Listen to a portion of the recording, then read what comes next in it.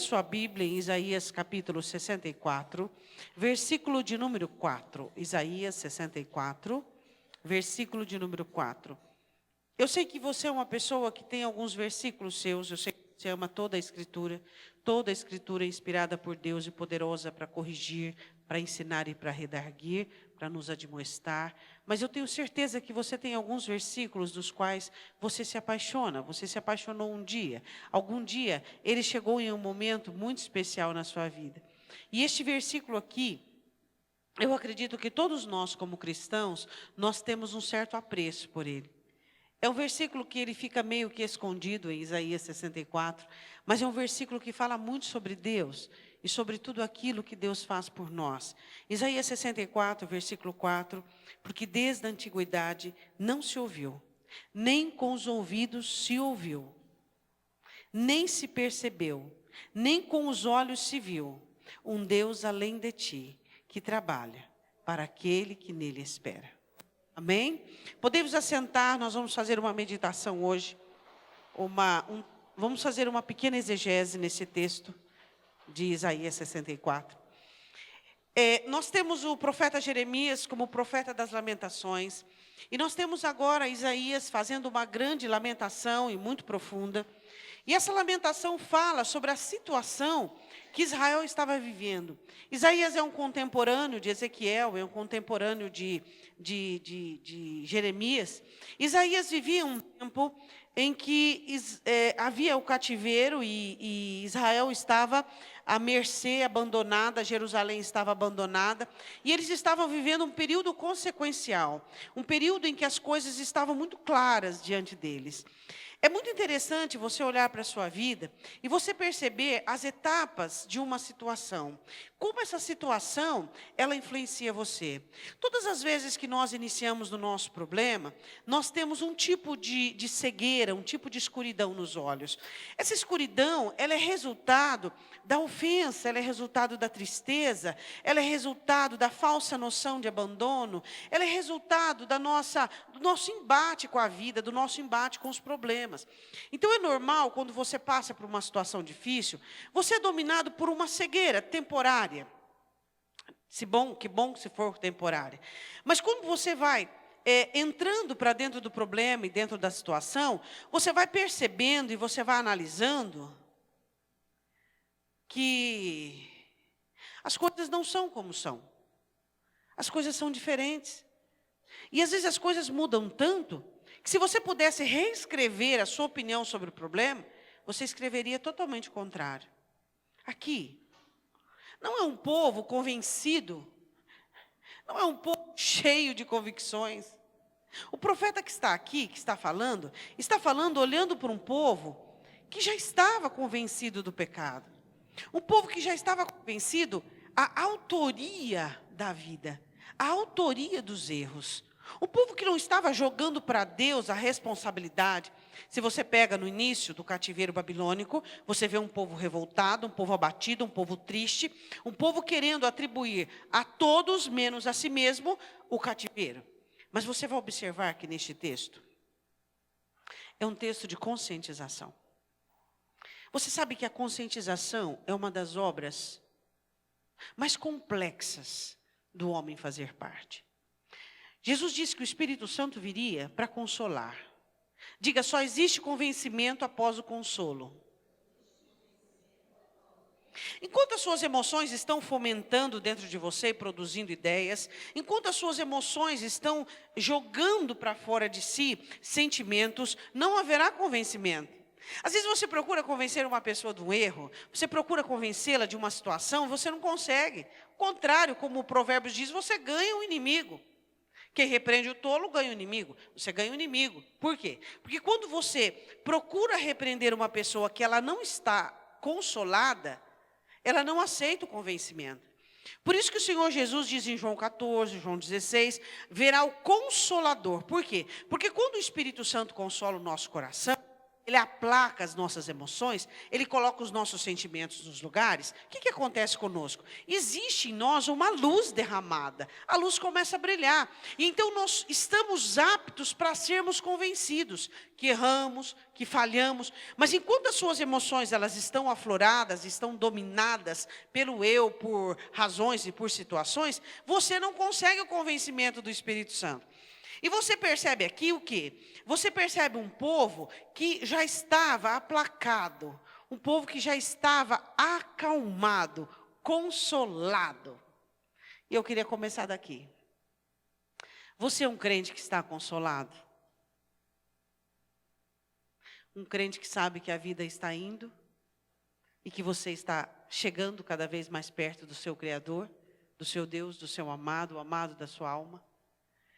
E que você precisa ter um coração consolado, ter emoções que não te dominem, para que você possa ter uma visão ampla, concreta e real, e possa entender o que o Espírito Santo diz para você.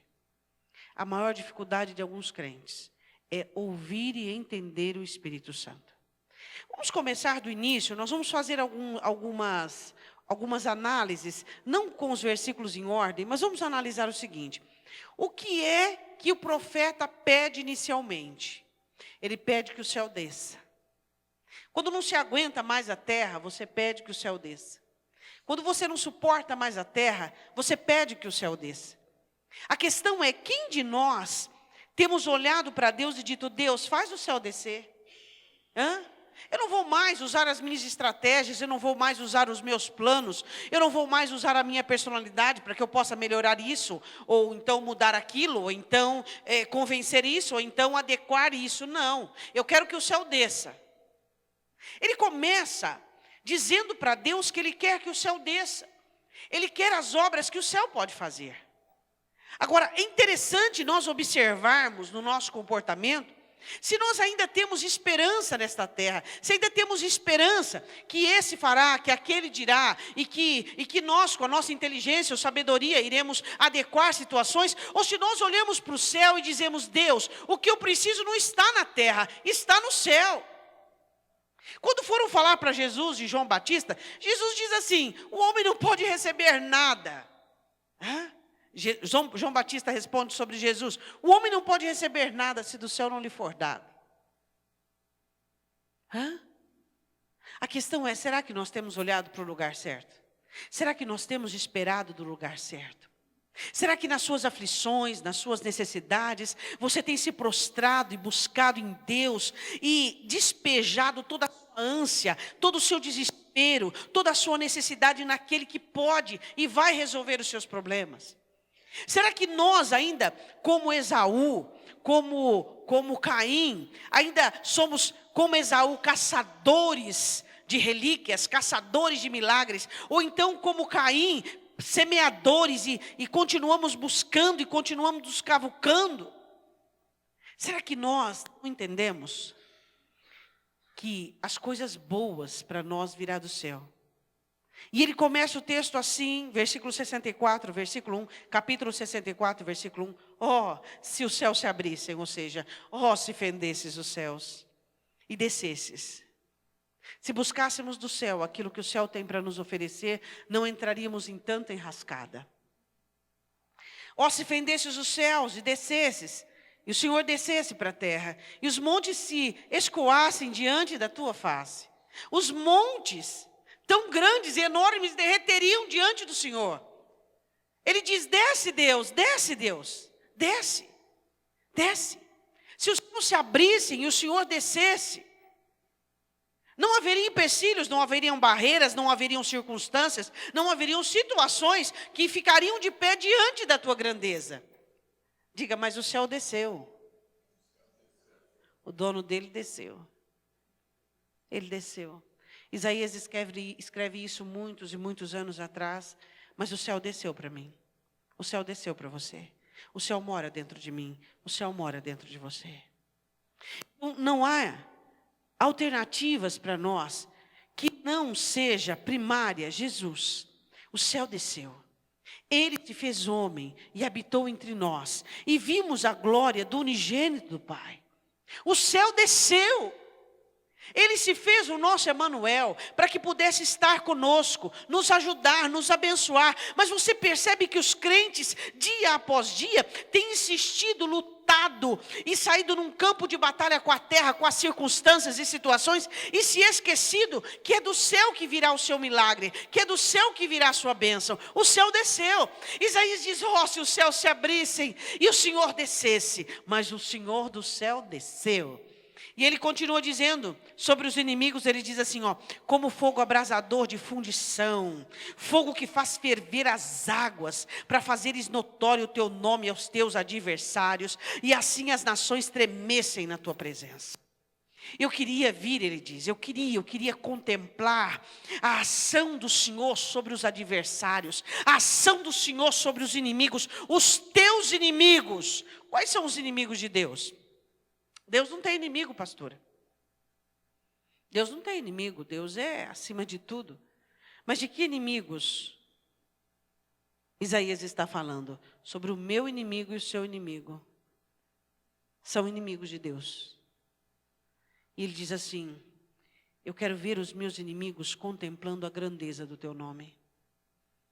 Isaías amava o nome de Deus. Isaías se assegurava no nome de Deus. Eu e você temos o nome de Cristo como um legado para as nossas vidas.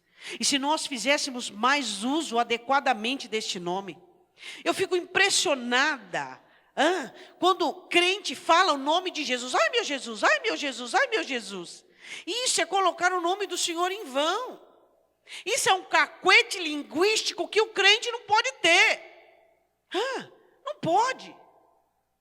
Não pode se ficar falando aleatoriamente o nome do Senhor. Ele é precioso na minha boca e Ele é precioso na sua boca. Ele é precioso para mim porque o nome dEle é poderoso. O nome de Jesus é poderoso. E eu não posso usar o nome de Jesus nas entrelinhas das minhas comunicações frívolas. Você já notou? Ai, Deus do céu, ai, poderoso. Qualquer coisa, fala qualquer coisa. Isso é um cacuete linguístico que tem que ser corrigido.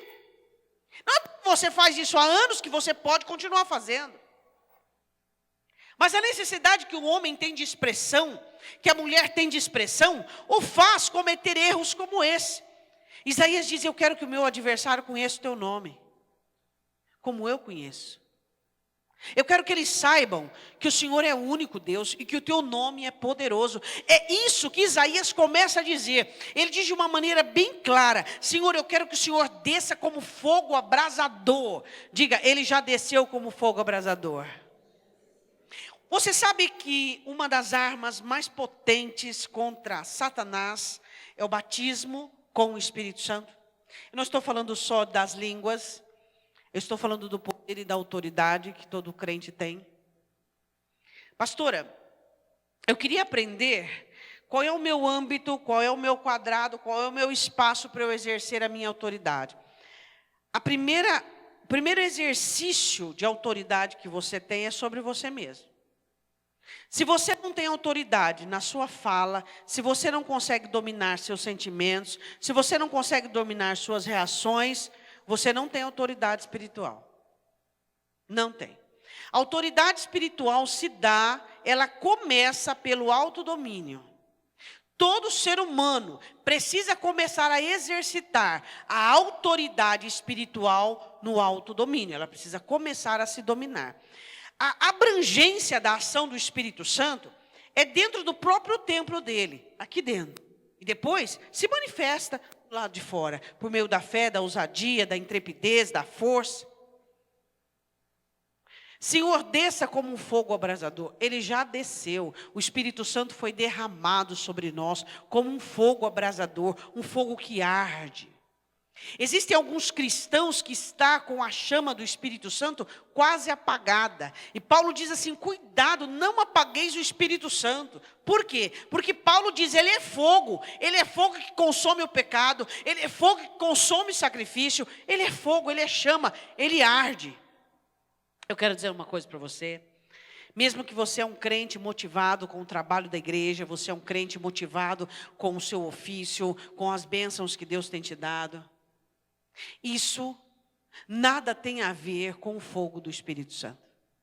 O fogo do Espírito Santo tem um objetivo principal: alimentar a chama do amor e da paixão por Jesus Cristo. Este é o objetivo da chama do fogo do Espírito Santo principal. Alimentar o seu amor, sua devoção, sua paixão e sua dedicação por Jesus. Não substitua seu amor por Jesus por obras, por ofícios, por coisas. Você tem obras porque você foi salvo. Você tem obras porque você é servo. Mas não podemos sermos servos e não amar. Existem funcionários que não amam os seus patrões? Óbvio que sim. Existem servos que não amam os seus senhores? Claro que sim. Agora, o Espírito Santo desceu como fogo para incendiar o nosso coração, para derramar chama, para que quando a palavra de Deus seja aberta para você, aquilo arda dentro de você e entra, e possa fazer a obra, e possa determinar situações. Bom, ele pede a manifestação do céu na terra, ele quer que Deus desça. Qual é a segunda coisa que ele quer? Vamos analisar a segunda questão, eu quero que você vá comigo no versículo 6. Ele começa a dizer sobre o pecado. Agora sim, ele começa a confessar os pecados deles. Isaías se coloca dentro, assim como faz o intercessor. Quando nós pedimos a manifestação do céu, nós não podemos estar despreparados com respeito à consciência dos nossos erros e pecados. É importante que quando você clama por Deus, você seja consciente de suas falhas e de seus erros. Isso é de suma importância. Nunca chame a presença de Deus quando você está no pecado, não faça isso. Nunca clame pelo poder do Senhor, não faça como Nadab e Abiú. Não entre no altar com fogo estranho. Você já viu um crente que buscou a presença de Deus e que hoje ele na igreja, ele trabalha, ele efetua, e ele prega, ele é pastor, e ele é músico, e ele é obreiro, e ele continua no pecado, e ele continua servindo? Esse crente foi o crente que ousou estar em Deus, buscar Deus, pecando. A consciência dele foi totalmente cauterizada. Esse vai ser aquele que vai ouvir: eu não te conheço. Nunca ouse buscar a face de Deus sem estar totalmente disposto a confessar o seu pecado, a confessar os seus erros, porque essa vai ser a primeira oração que Deus vai querer ouvir. A confissão da sua miséria, a confissão do seu pecado, a confissão dos seus erros. Deus, eu pequei. Deus, eu pequei. A primeira coisa que o filho pródigo chega para o pai: pai, me perdoe, eu pequei. Pequei contra o céu e perante ti. Primeira obra, primeira coisa que você tem que ter planejado ao buscar a ação de Deus em favor da sua vida é ter uma oração verdadeira de confissão. A Bíblia diz no versículo de número 6, mas todos nós somos como o imundo, trapo de imundícia, de menstruação de mulher. Todas as nossas justiças como trapo de imundícia. Todos nós murchamos como a folha, e as nossas iniquidades, como um vento, nos arrebatam. Segunda coisa, é você ter diante de você uma ótica exata sobre a sua humanidade. Uma das obras eficazes de Satanás, que é uma obra admirável, é quando Satanás tira do crente a noção que ele é pecador. Tira do crente a noção que ele precisa de Jesus todos os dias e todo o tempo para não viver no pecado. Isaías abre a boca e diz: Senhor, as nossas justiças, aquilo que nós achamos correto e certo, é como trapo de imundícia. Diante do Senhor é nojento. Aquilo que você vê de bom em você, que nada tem a ver com Deus, é nojento. Quantos crentes se ensoberbecem em seus adjetivos? Diga: quando eu me ensoberbeço nos meus adjetivos, Deus tem nojo disso. Ele tem nojo, Por quê? Porque os seus adjetivos que você se ensoberbece, não é de Deus, não veio de Deus, está sendo usado para te afastar de Deus. Olha como eu sou honesto, olha como eu tenho caráter, olha como eu sou bom, olha, isso Deus tem nojo, são trapos de imundícia diante do Senhor. Por quê? Porque quando nós olhamos para as obras de Deus em nós, não nos ensoberbecemos, não nos tornamos arrogantes, nos tornamos endividados e comprometidos com a obra do Senhor. Quando você olha para aquilo que Deus fez em você, as boas obras, te tornando uma pessoa mais crente, mais bondosa, mais santo, mais, isso não te ensoberbece. Pelo contrário, isso te deixa intimidado, isso te deixa meio sem jeito, envergonhado. Por quê? Porque você sabe que nada tem a ver contigo, você sabe que foi Deus do começo ao fim, você sabe que é tudo por Ele, para Ele e nele. Agora, os seus adjetivos que te fazem soberbecer. E hoje nós temos crentes inúmeros soberbos na igreja. Porque eu tenho caráter, porque eu sou fiel, porque eu tenho 30 anos de evangelho, porque eu. Esses adjetivos dão nojo no Senhor. Isso é trapos de imundícia diante do Senhor. E ele diz: Senhor, as nossas justiças são como trapos de imundícia. Porque quem é bom diante de Deus? Quem é correto diante do Senhor? O que existe de bom em você que não foi feito por Ele? Agora, se é razão de soberba, então não foi feito por Ele. Porque as coisas que Deus faz em nós, não nos ensoberbece, nos constrange, nos envergonha. Nós ficamos envergonhados, em débito, endividados. Me constrange, te constrange. Você fica devedor de manhã, de tarde, de noite. Você é um devedor, porque você reconhece que as obras dele são santas, e você só as tem dentro de você, porque foi ele que fez. Agora, quem de nós vamos nos respaldar nos nossos adjetivos? Quem de nós somos loucos o suficiente, sabendo que os nossos adjetivos pessoais, dos quais nós nos mantemos sobre eles, são como trapos de imundícia? É nojento. Você vê um crente se respaldando em seus adjetivos pessoais, como se Deus não tivesse uma utilidade total, como se você por si mesmo pudesse ser, pudesse fazer, pudesse existir. Espera aí, meu irmão, caminho errado. Seus adjetivos pessoais, dos quais você se gaba, que não foram feitos por Deus, dá nojo em Deus. Não existem adjetivos pessoais que consigam permanecer diante de Satanás. Mas Satanás não consegue tirar de você as obras que Deus fez, se houver em você humildade e reconhecimento que é Deus quem fez. Terceiro lugar, vamos lá, versículo de número 9, ele faz um pedido para Deus. Ele diz: Senhor, não te enfureças tanto, ó Senhor, nem para sempre, nem perpetuamente te lembres da iniquidade. Olha, pois, nós te pedimos, todos nós somos o teu povo. Você sabe que esse versículo aqui, 9, ele contrasta com Deuteronômio? Deuteronômio diz assim: quando o meu povo estiver sendo lançado em terra estranha, e ali fizer oração, pedindo perdão, eu me voltarei para o meu povo, e perdoarei meu povo, e terei misericórdia. Eu quero dizer uma coisa para você nesse versículo 9, muito interessante. Mesmo que você sabe que Deus é misericordioso, você precisa pedir a misericórdia dele. Mesmo que você saiba que Deus é perdoador, você precisa pedir o perdão dele. Mesmo Isaías sabia que Deus não se ira perpetuamente contra o seu povo. Isaías sabia que o perdão de Deus estava às portas e a misericórdia de Deus estava às portas. Mas nem por isso ele deixava de fazer a parte dele, que é se humilhar e pedir: Senhor, não se ire perpetuamente contra nós. Deus, não mantenha viva a sua ira, não se ire tanto. Quantos de nós deixamos de orar necessidades absolutas da nossa vida, porque sabemos que Deus vai fazer? Ele sabia, porque está escrito em Deuteronômio, que quando houvesse arrependimento, havia a mão de Deus voltada a favor deles. Mas ele não deixou de orar. Olha a oração dele: Senhor, não te enfureças tanto, não se lembre da nossa iniquidade. Nós te pedimos, todos nós somos o teu povo. Quais são as coisas que você precisa se lembrar? Não lembrar Deus, mas se lembrar. Quais são as coisas que você precisa se lembrar?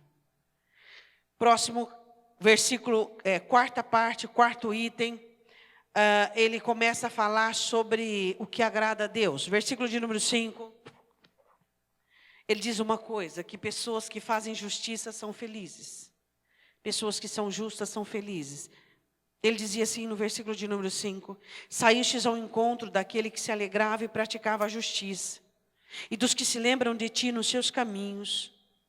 Eis que te irastes, porque pecamos. Neles há eternidade para que sejamos salvos. O que ele diz no versículo de número 5? Ele diz assim: o Senhor sai ao encontro daquele que tem alegria em fazer o que é certo. Quero perguntar uma coisa para você. Você obedece a Deus com alegria? Ou obedece a Deus por medo, por temor? Ou obedece a Deus porque você não tem outra saída? As pessoas que obedecem a Deus por uma outra razão, elas irão ser traídas pelas suas próprias razões. Eu fiz por isso, eu fiz por aquilo, eu fiz por aquilo outro. Aquele que ama a Deus, ele obedece a Deus com alegria. Você chega para ele e você diz, é assim, assim, assim. Tá bom, tudo bem. Não tem problema. Deus sabe o que é melhor para mim. Com alegria. Ele não recalcitra, ele não porfia, ele não briga. A obediência dele é feliz, é alegre. Isaías diz, o Senhor vem ao encontro daquele que obedece com alegria. Ele estava dizendo, nós não obedecemos nem sem alegria, nem com tristeza. Mas o Senhor vem ao encontro, o Senhor marca o encontro com aquele que obedece com alegria. Não obedece com o coração amargurado, irado, com aquele coração, aquela criança arrastada pela mãe pelos braços. E ele dizia no versículo de número 5, Senhor, daquele que pratica a justiça, dos que se lembram de ti nos teus caminhos. Diga para o seu irmão, o que é lembrar-se de Deus nos teus caminhos? É aquela frase que eu sempre digo para você, Deus não gosta disso. Comece a praticar isso na sua vida. Quando você se pegar falando mal de alguém, Deus não gosta disso. Quando você se pegar pecando, cobiçando, Deus não gosta disso, Deus não gosta disso, Deus não gosta disso. Deus não gosta disso. Quando você pegar a ira crescendo no seu coração, você diz, Deus não gosta disso, Deus não gosta disso. O meu amado não gosta disso, ele não gosta disso. Ele diz, Senhor, feliz é aquele que agrada ao Senhor, que lembra de ti nos teus caminhos. Ele faz menção de ti. Ele não se esquece ao caminhar, que ele caminha por tua causa, e que o caminho não é dele, o caminho é do Senhor. E ele vai te agradar em tudo que ele fizer. Ele continua ainda no versículo 5 dizendo assim, nós pecamos, Deus. Eu pequei. Qual foi a última vez que você disse, eu pequei? Eu pequei, Senhor, eu pequei. Qual foi a última vez que você confessou um pecado? Eu pequei, Senhor. Eu falhei, eu cobicei, eu pequei. Tem gente que acha que a morte de Cristo fez um pacotão e perdoou todo o pecado sem confissão. Você pecou, você tem que confessar. Você falou, você tem que confessar. Hoje eu disse para uma pessoa, sabe por que não há mudança? Porque não há arrependimento, não há confissão. Se há arrependimento, se há confissão, tem mudança. Se não tem arrependimento, se não tem confissão, ninguém muda sem arrependimento, ninguém muda sem confissão. Não encubra o seu pecado, não encubra o seu pecado. Pecado encoberto é brecha, pecado encoberto é combustível para Satanás. Aí a pessoa diz, pastora, mas como é que eu vou confessar? E aí se eu perder? E aí a reação da outra pessoa não interessa. Você precisa diante de Deus ter uma vida acertada. Mas Deus já me perdoou. Como é que Deus te perdoou se você não pediu perdão para a pessoa ofendida? Isso é falta de conhecimento da Bíblia. Você tem uma oferta para entregar ao Senhor antes. Vá e acerte as coisas com o seu próximo. Diga. Eu pequei, eu cobicei, eu traí você pela internet, eu traí você, e eu fiz, e eu, me perdoa, e vamos acertar a situação, e vamos buscar, e vamos Vamos melhorar. Próximo 5, versículo 7. O profeta percebe que o povo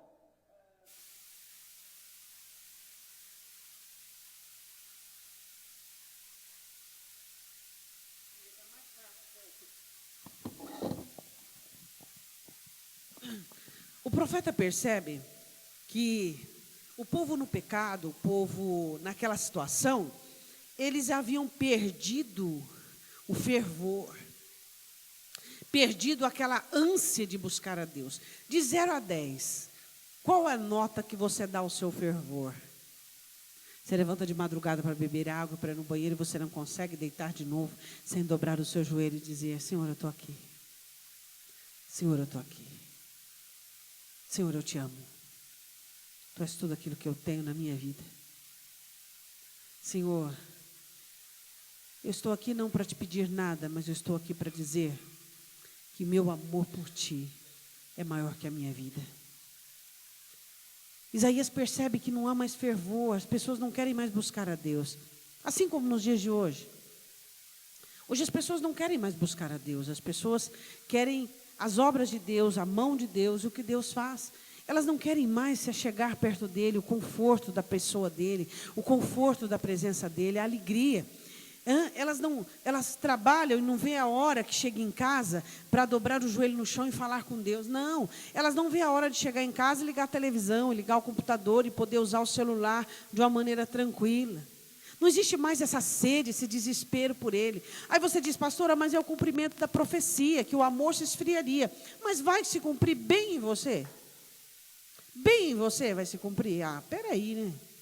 Bem em você vai se cumprir?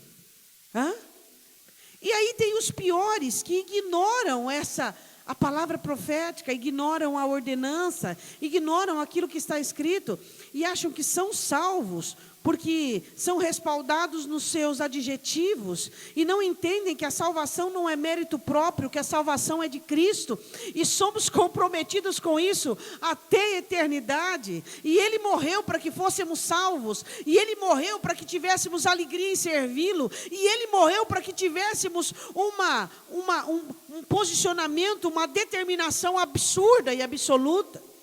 E Ele diz assim, no versículo 7, 5º ponto: e já ninguém que te invoque o teu nome, que se desperte, te detenhas. Não tem ninguém que consegue te segurar mais. Você já segurou Deus? Jacó segurou. Quando o Senhor Jesus diz assim: pedide e dar-se-vos-á, buscai e achareis, bater, abrir-se-vos-á.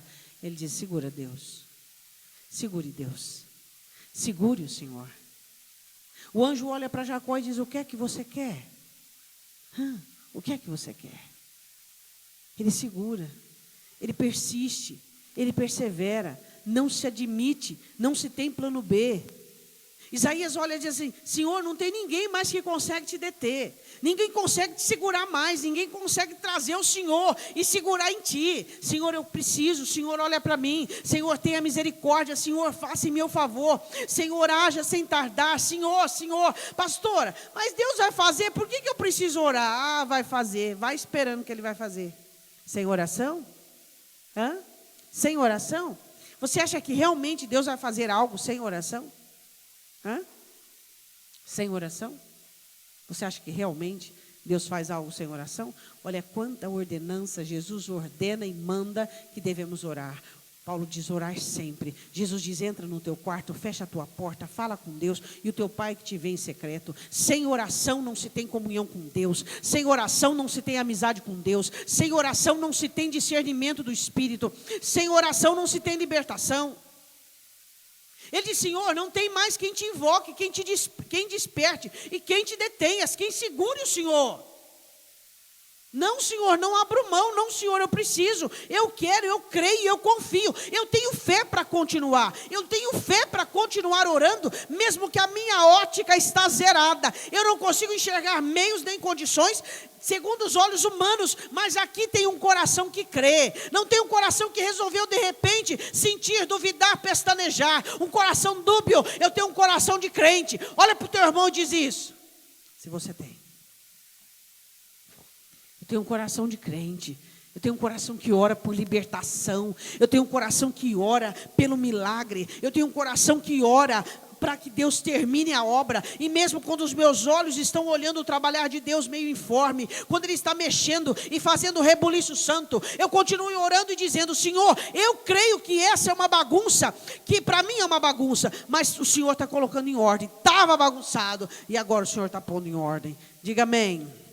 E Ele diz assim, no versículo de número 7: por que escondes de nós o teu rosto?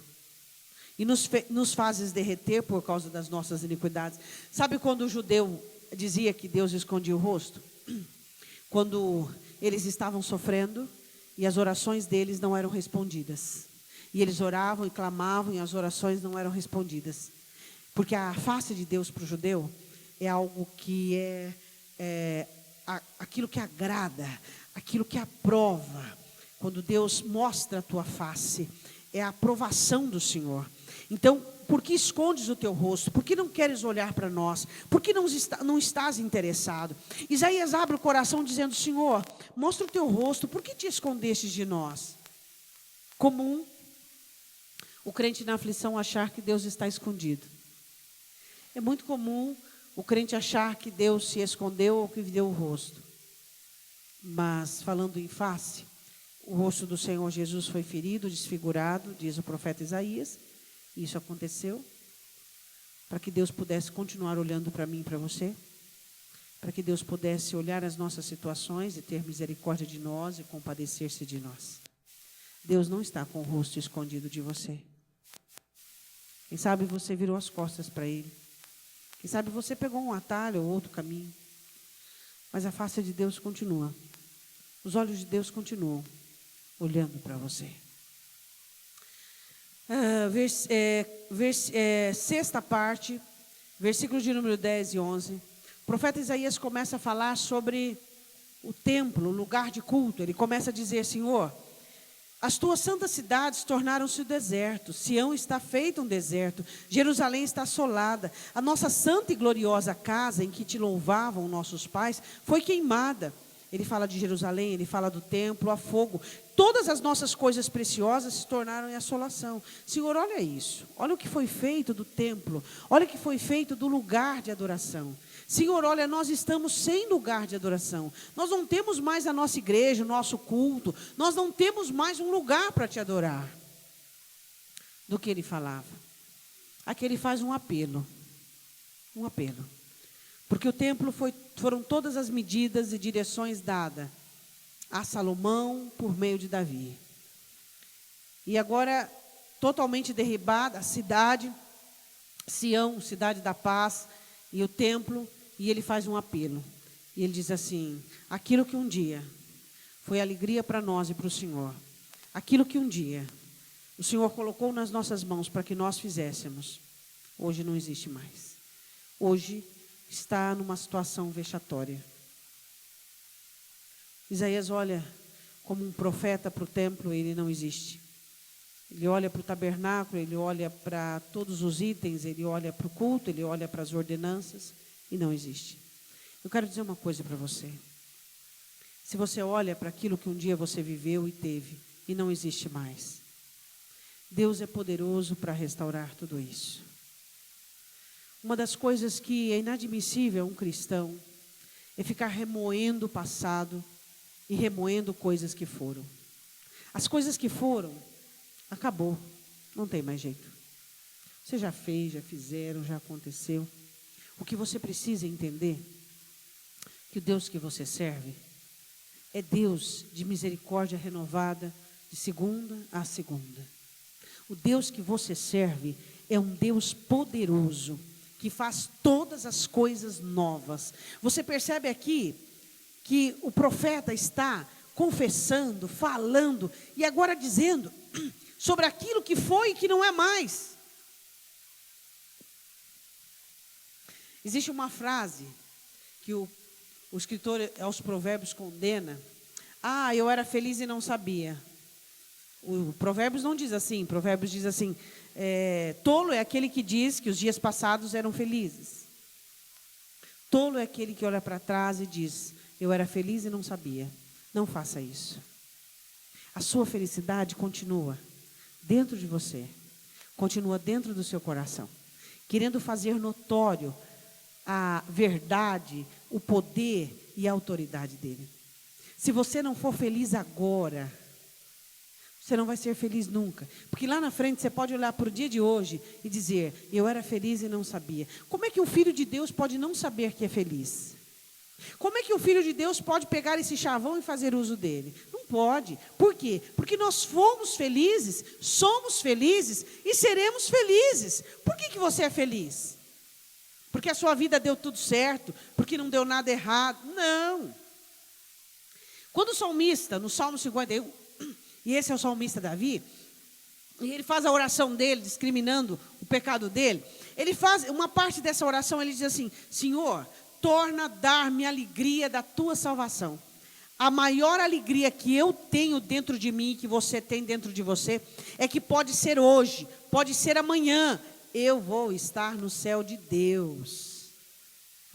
Enquanto eu olho para este céu aqui, esse firmamento, eu sei que tem o terceiro céu, e esse céu é o céu de Deus, e eu vou estar lá um dia, e essa é a fonte da nossa alegria. Mas cadê os crentes que pensam na salvação? Não, aí eu volto lá no início. Os crentes não querem que o céu desça, e não querem ir para o céu. Eles querem que a terra, eles querem da terra, eles querem probabilidades terrenas. É o céu, diga para o seu irmão, é o céu. Agora eu quero falar sobre o 8, a parte 8, versículo 8. Ele diz assim: Senhor, nós erramos, nós falhamos, mas eu quero te dizer uma coisa. Eu quero te contar um segredo. Sabe o que Jeremias diz? Jeremias diz assim: o povo de Deus, ele era tido como vaso de ouro, puríssimo e raro. Agora, vaso de barro. E nós cantamos, de uma maneira tão... enchemos os pulmões, dizendo: eu sou um vaso de barro. Você sabia que vaso de barro é pejorativo na Bíblia? Sabia? Vaso de barro é pejorativo. É uma comparação negativa para o povo de Deus. Que vaso de barro não tem valor. Sabia disso? E a gente canta e canta. Não, é bonito. Às vezes a gente fala: Senhor, eu sou um vaso de barro, preciso mudar. É ou não é? Mas nós nunca vai chegar a um vaso de ouro? Nunca. Sempre vai ser um vaso de barro. Já está 10 anos na igreja, 20 anos na igreja, 30 anos na igreja, nunca chega a um vaso de ouro. Sempre estamos cantando: sou um vaso de barro, um vaso de barro. Aí Isaías faz a mesma analogia que Jeremias. Isaías diz assim: Senhor, nós somos um vaso de barro. Por quê? Porque ele está falando do contexto pecador. Porque ele está falando do contexto que o povo não tinha inteligência nenhuma para servir a Deus. Então ele estava dizendo: Senhor, nós somos um vaso de barro, muda. O Senhor tem que mudar. Ele diz assim, versículo de número 8: mas agora, Senhor, Tu és o nosso Pai, e nós, o barro, e Tu, o nosso oleiro, e todos nós, obra das Tuas mãos. Senhor, muda, molda, transforma. Diga amém. Muda, Senhor. Transforma, faz alguma coisa, melhora a situação. Por quê? Porque nós precisamos disso. Nós precisamos disso. A questão é que Isaías consegue entender e compreender a necessidade de se colocar diante de Deus e de colocar a vida do povo e fazer essa confissão maravilhosa, que é uma confissão poderosa, para que todos nós possamos entender de uma maneira muito explícita, muito clara, a necessidade que nós temos de nos colocarmos diante do Senhor. Ele diz assim, olha, o mesmo Jeremias: os preciosos filhos de Sião, avaliados a puro ouro, como são agora reputados por vasos de barro, obra das mãos do oleiro. Como é que é possível isso? O próprio Jeremias, em Lamentações 4:2. Então, vaso de barro é bom quando a gente precisa mudar. Mas a gente precisa ter uma aspiração aí, querer chegar a ser de ouro, não é? Quando Isaías diz assim: Senhor, nós somos um vaso de barro, nós precisamos de mudança, nós estamos no pecado.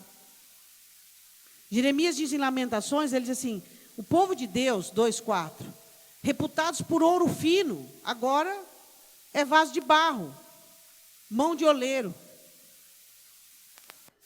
É muito bom você cantar, eu quero ser um vaso de barro, molda, muda. Mas que um dia também você possa dizer, Senhor, hoje eu sou um vaso de ouro. Precioso. Raro. Continuando. Ele diz sobre ser um vaso. E depois ele diz o seguinte, vamos lá. Versículo de número 3. Ele diz, Senhor, nós queremos as suas coisas terríveis de volta. Quando fazias coisas terríveis que nunca esperávamos, descias e os montes se escoavam diante de tua face. Nós queremos as obras que um dia o Senhor fez. Você lembra das obras que Deus fez quando você se converteu? Ninguém nasce crente, tá? Se você diz assim, eu nasci dentro da igreja, nasci crente, é mentira. Ninguém nasce crente. Não existe isso. Deus nos ensina isso com a passagem de quê? De Nicodemos. Quando Jesus olha para Nicodemos. Espera aí, você é judeu, mas você não nasceu. Você não nasceu, você precisa se converter. Ninguém nasce crente. Aquela pessoa que nasce na igreja, ela vai ter que ter um período da vida dela que ela vai ter que aceitar Jesus e ela vai ter que reconhecer. Ninguém nasce crente. Eu acho um absurdo isso. Tem gente que ele diz assim, eu nasci dentro da igreja e nasci convertido. Mentira. Todo mundo nasce na condenação do pecado. Toda criança nasce condenada. É o pecado original. E a pessoa precisa receber Jesus para que se encontre em salvação.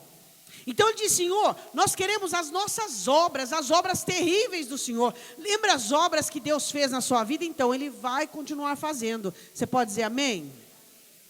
O que são obras terríveis de Deus? São obras que Ele manifesta o poder dEle. Amém? Então vamos lá. Vamos terminar. Versículo de número 12.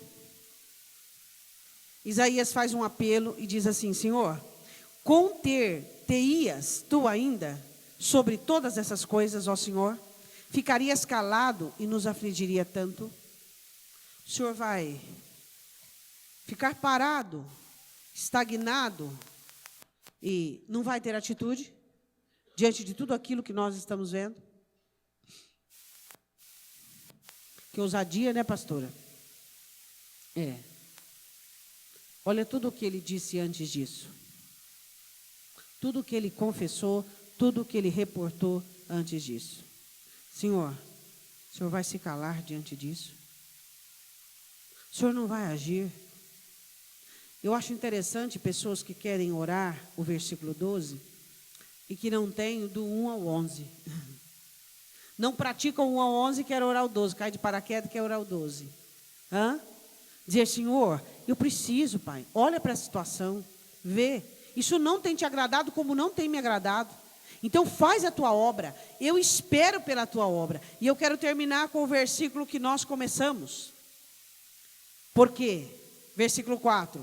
Desde a antiguidade não se ouviu, nem com ouvidos se percebeu, nem com os olhos se viu um Deus além de ti, que trabalha para aquele que nele espera. Diga glória a Deus.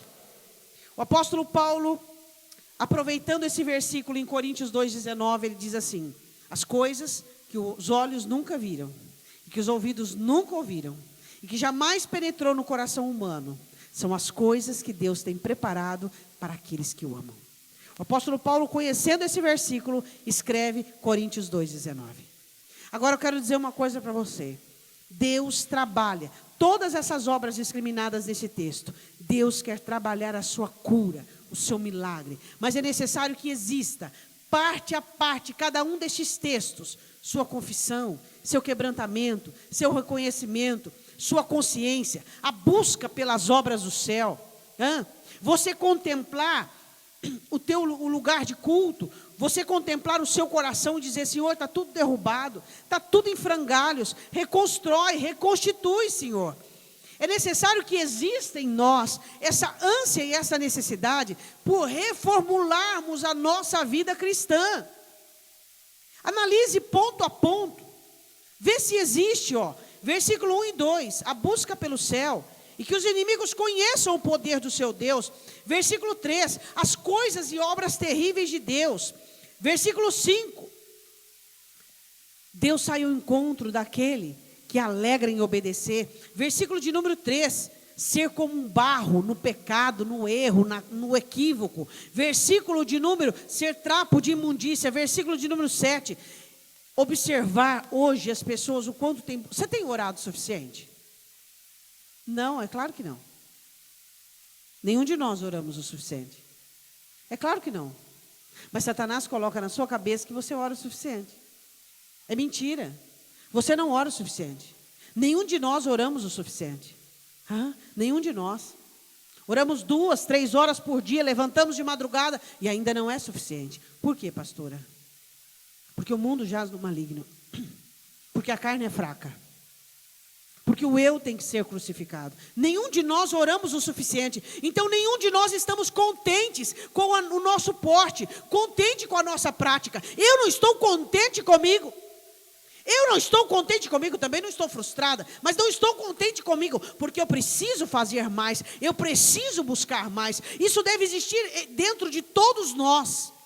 Essa consciência que não vamos nos pautar nos nossos adjetivos, vamos nos constranger pelas obras do Senhor e dizer: Senhor, todos os nossos adjetivos de justiça são como os trapos de imundícia. Não tem ninguém bom aqui, não tem ninguém que é certo, não tem ninguém correto. Tudo de bom que existe em nós são obras das tuas mãos, e isso não nos ensoberbece, isso não nos faz arrogantes, não, isso nos constrange. Quando você vê uma obra que Deus fez na vida de uma pessoa, essa pessoa é constrangida. Mas quando você vê pessoas se ensoberbecendo nos seus adjetivos, não foi Deus que fez. Isso aí logo logo o vento leva embora. Logo logo a tribulação desfaz. Logo logo a tentação acaba com tudo. Mas as obras de Deus em nós nos constrange. Nós somos comprometidos de alma e espírito, corpo e vida. Queremos servi-lo, amá-lo, dedicar-se a Ele. Queremos fazer, queremos ser curados. Queremos crescer, queremos melhorar. Queremos. Isso é uma ânsia desesperadora dentro dos nossos corações. Por quê? Porque nós não queremos perder nada. Diga: eu não quero perder nada do que Deus tem para mim nessa terra. Você está perdendo, sabia? E eu também. Muitas coisas que nós já deveríamos ter alcançado, muitas coisas que nós já deveríamos estar lá, mas não estamos, porque somos morosos e letárgicos. Precisamos querer tudo o que Deus tem para nós. E só o Espírito Santo nos viabiliza e nos habilita a conseguirmos isso. Eu quero mais todo dia dele. E eu acredito que o Espírito Santo também tem trazido essa mensagem para você. E para encerrar, eu quero dizer uma coisa para você: não peque, não cometa pecado, não retroceda, não cometa pecado. Uma coisa é um deslize, outra coisa é você pecar de uma maneira compulsiva, de uma maneira totalmente irresponsável. Não peque, não peque, não peque, não peque. O Deus que trabalha por você, trabalha em você. O mesmo Deus que está trabalhando dentro de você, trabalha do lado de fora. E você quer ver tanto as obras dele do lado de fora. E ele quer tanto fazer a obra dele do lado de dentro. Não peque, não cometa pecado. Não peque, não faça isso. Nós somos tirados do mundo. Nós somos libertos do pecado. Deus vem de encontro àquele que obedece com alegria. Eu disse esses dias aqui para vocês e vou dizer de novo. Como pode eu e você cedermos a uma necessidade, se Ele disse que nada nos faltaria? Como pode um crente ceder à necessidade de ser amado, de ser querido, de ter e pecar por conta disso? Não faça isso. Não peque. Não faça isso. Eu quero que você feche os seus olhos. Eu quero convidar você a confessar o seu pecado ao Senhor. Seu pecado secreto, adultério, prostituição, pornografia, lascívia. Fala com o Senhor agora. Maledicência, dureza, frieza espiritual. Fale com o Senhor. Peça perdão ao Senhor. Peça perdão. Quem sabe você está contemplando um pecado e por conta disso, você está endurecido, frio. Peça perdão ao Senhor. Fala, Senhor, me perdoa. Eu não quero mais pecar. Eu não quero me justificar, eu não quero colocar as minhas justiças diante do Senhor e dizer, olha como eu faço bem isso, olha como eu faço bem aquilo. Porque hoje eu ouvi que as minhas justiças são trapos de imundície. O Senhor não quer de mim o que eu acho que o Senhor quer. O Senhor quer apenas que eu seja santo, porque sem santificação ninguém verá o Senhor. Peça perdão a Deus. Peça perdão, sua murmuração, sua ingratidão, sua frieza, seu tempo gasto. Hoje, quanto tempo você ficou na frente de uma televisão? Você podia estar lendo, você podia estar buscando a Deus. Quanto tempo você ficou na frente de um computador? Ficou com o celular na mão? Desperta, acorda. São últimos dias. Aquele que é santo, santifique-se ainda, mas aquele que é pecador, vai pecar mais ainda. Você serve um Deus exigente. Um Deus que entregou o próprio Filho para salvar você. Ele não poderia ser diferente, porque Ele não mandou um anjo, Ele não mandou um profeta, Ele mandou o Filho dEle. Então o amor de Deus é exigente. Se você está na prática do pecado, peça perdão ao Senhor e diga, Senhor, nada vai me fazer mais pecar. Nem minhas necessidades, nem minhas loucuras, nem meus desequilíbrios, nem meus desvarios, Pai. Eu não vou pecar mais. Você que vê filme pornográfico, você que vê pornografia, você que faz uso desse tipo de coisa, você que cobiça, você que deseja a mulher alheia. A palavra do Senhor diz assim no mandamento: não cobice a casa do seu próximo, não cobice o boi do seu próximo, não cobice a mulher do seu próximo. Não faça isso. Você que alimenta um sentimento de raiva, de ressentimento, de amargura, fala para o Senhor, Senhor, me faz mais santo, me faz mais puro. Eu quero ser puro, Senhor. Cura as minhas feridas. Cura as minhas feridas, cura as minhas feridas. Cure as minhas feridas, Deus. Cure as minhas feridas. Fala, Senhor, eu não quero mais. Eu quero ser um crente que confesse o meu pecado. Eu quero ser um crente que diga onde eu estou errando. Diga para o Senhor agora onde você tem falhado, o que você tem errado. Diga para Ele. Diga, Senhor, eu preciso orar mais. Eu preciso ler mais a Tua palavra. Senhor, eu preciso de mais, Pai, eu preciso de mais, eu preciso de mais. Eu preciso mudar. Eu não gosto do meu jeito. Tem coisa em mim que eu não gosto, e se eu não gosto, o Senhor não gosta. E eu vou mudar, Pai, eu vou mudar. Eu quero em mim a Sua beleza. Eu quero em mim, Deus, a Sua graça, o Seu poder. Me perdoa, Jesus. Me perdoa pelas minhas faltas. Diga a Ele. Me perdoe pelos meus erros. Me perdoe, Deus, pelo meu comportamento. Me perdoe, Deus. Me perdoe. Me perdoe pelos meus equívocos, pelas minhas dedicações exageradas, exacerbadas, de uma maneira errada. Me perdoa, Senhor. Me perdoa pela minha personalidade que ainda é forte dentro de mim. E comanda a minha alma, e comanda a minha vida. Fala para o Senhor, Senhor, me perdoa. Quais são os seus pecados? Quais são os seus pecados? Quais são as suas misérias, que são as sementes do pecado? O que são misérias, pastora? É onde falta Deus na sua vida. Tiago diz, confesse a sua miséria. Qual foi a última vez que você se entristeceu? Junto com o Espírito Santo, pelas suas misérias. Qual foi a última vez que o Espírito Santo disse para você, vê isso? Olha isso aqui. Olha isso aqui dentro de você. Olha isso. Não pode mais. E você se entristeceu juntamente com o Espírito Santo. E você disse: Deus, Deus, Deus, me ajude. Deus, Deus, me cure. Deus, me liberta. Deus, me liberta.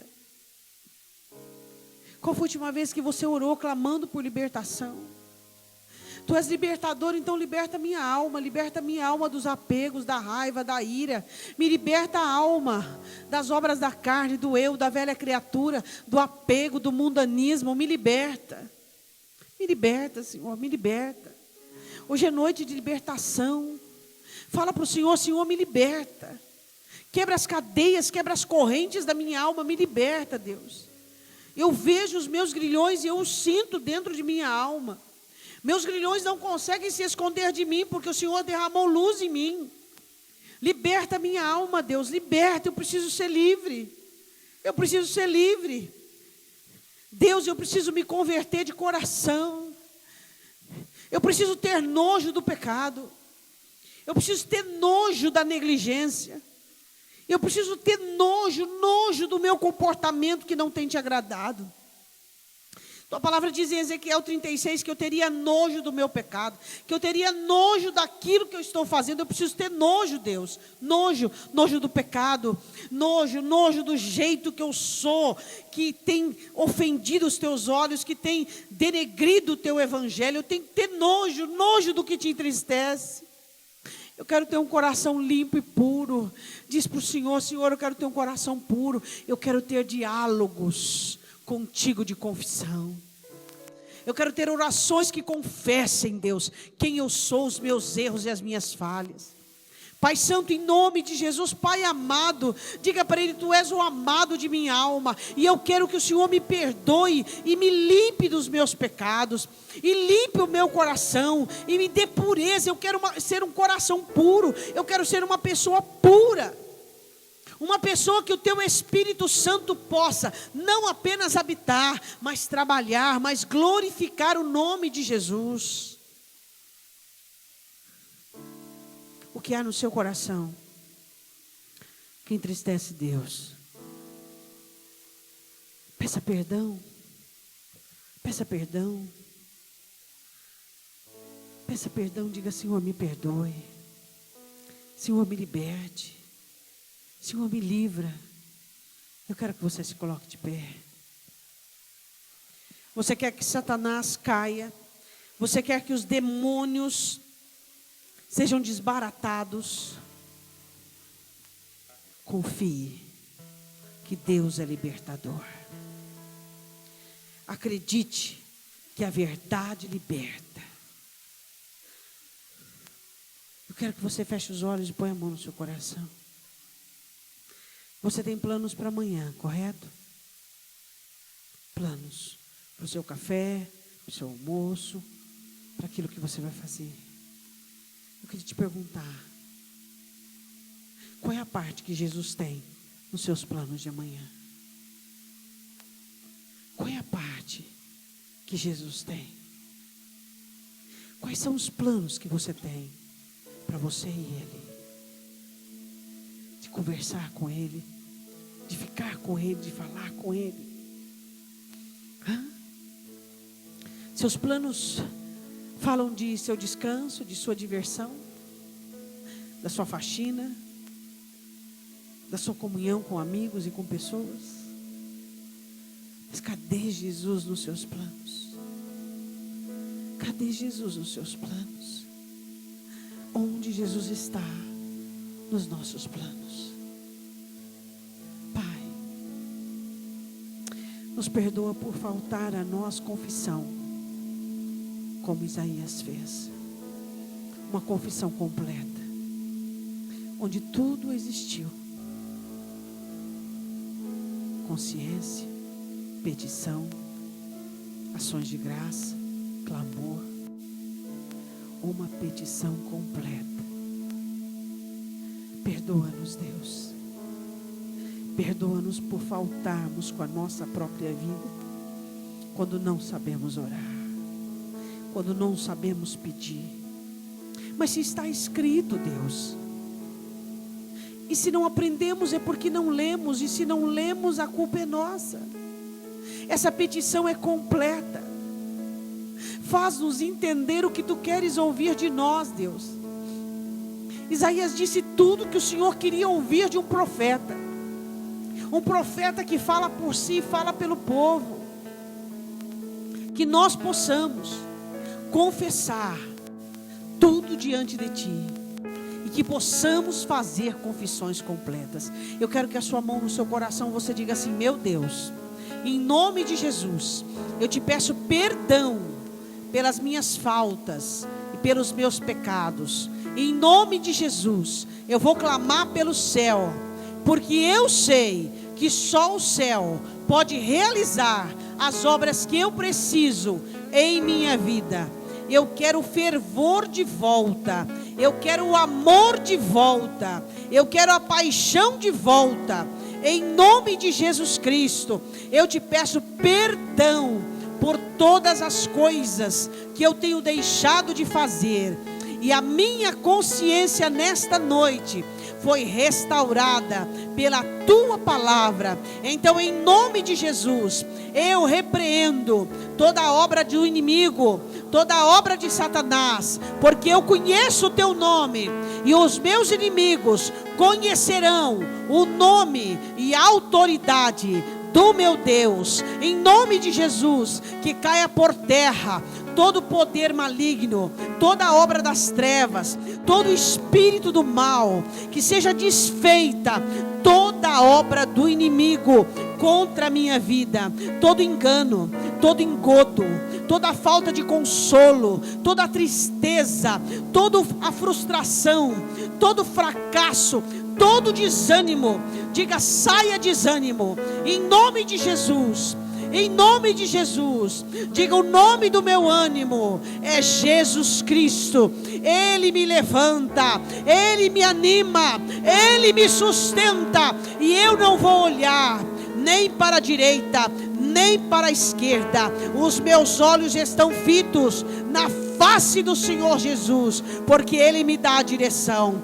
Então, em nome de Jesus, sentimentos que estão infeccionados pelo dardo do maligno, sai agora da minha vida, em nome de Jesus. Eu quero o meu coração limpo, a minha alma limpa, em nome do Senhor Jesus. Diga amém.